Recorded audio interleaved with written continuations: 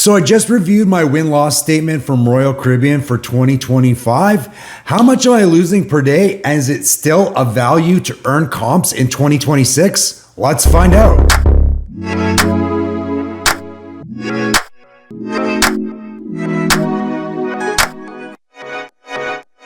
My name is Chris. Thank you for checking out my channel in this video today. If you're new to the channel, it's all about getting you on the world's best cruise ships for less using casino comps. I've got a ton of great videos chronicling my journey from not really understanding how comps worked at all to being on about 30 comped cruises over the last 5 years. I've learned a lot. I've managed to really start finding ways to save money on these comps so that I can go on even more, and hopefully you will too.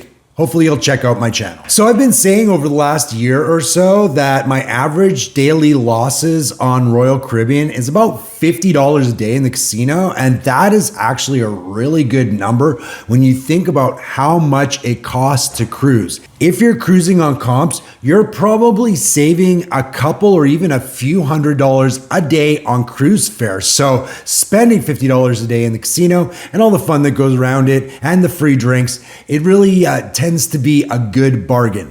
But how did I do in 2025? Am I still around that number? Did I lose a lot more and this is no longer a value?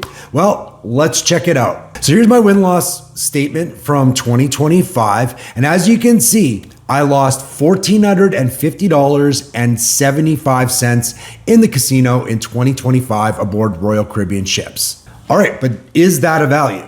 Well, here are my 2025 sailings. So I want to say this isn't totally causative. This isn't absolutely accurate because some of the money that I spent gambling in 2025, I earned comps that I still haven't redeemed or I'm redeeming in 2026. And then some of the cruises I went on in 2025, I earned through play in 2024. This kind of gives us a general idea of how much that I'm losing per day and how that equates to how many times I get to sail and save. So for 2025, I was on Freedom, Grandeur, Star of the Seas, which was amazing, and Wonder of the Seas. I ended up sailing for 22 nights total in 2025 on Royal Caribbean, and the brochure price for all of those cruises was $12,380.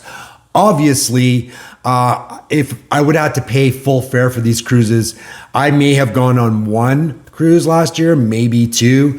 But you know, I'm saving a ton of money here. And of course, this isn't the only money you spend when you cruise, right? You spend money gambling, you spend money on Wi-Fi and travel and gratuities and a bunch of other stuff as well. If you want to see exactly how much I spent on my last cruise aboard Radiance, I have that video breaking it all down. That was last week's video, and I'll link it in the description. So the question becomes, how much was my average loss per day in 2025 aboard Royal Caribbean? And is it still a good value going forward? Well, as you can see, I sailed 22 nights on Royal Caribbean last year. I lost a total of $1,450.75. That probably should have been in red, not green, but I still thought it was pretty good. That's why I made it green. So my average loss per night was $65.94. So that is definitely more than it has been in the last 4 years, but not by a significant amount. I can live with that. And I will say that that is all my doing. That is me being less disciplined in 2025 than I have been in previous years. I did manage to lock it in a lot better on Radiance, my last cruise, and it's going to be a real challenge coming up this week. As we speak, I am aboard Independence of the Seas. It's a 7-night and it's with all my friends. And guess what? Everybody likes to gamble. So I have to show my own internal discipline and not get pulled into gambling more. I want to be clear. This has nothing to do with any of my friends. This is not their fault. I make my own decisions. You have to realize you are in control of what you do in the casino.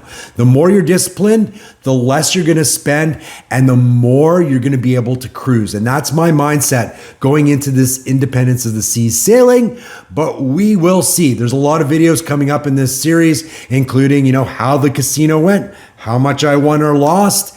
Also, every penny I spent on the sailing, that's like travel and Wi-Fi and all that great stuff. And of course, the slots I recommend you play play with caution, and avoid on Independence of the Seas if you want to spend less, save your bankroll, and earn more marketing comps from Royal Caribbean's Club Royale Casino Loyalty Program.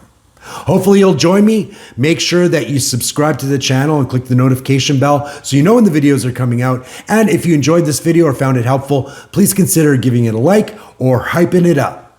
Thank you so much for watching.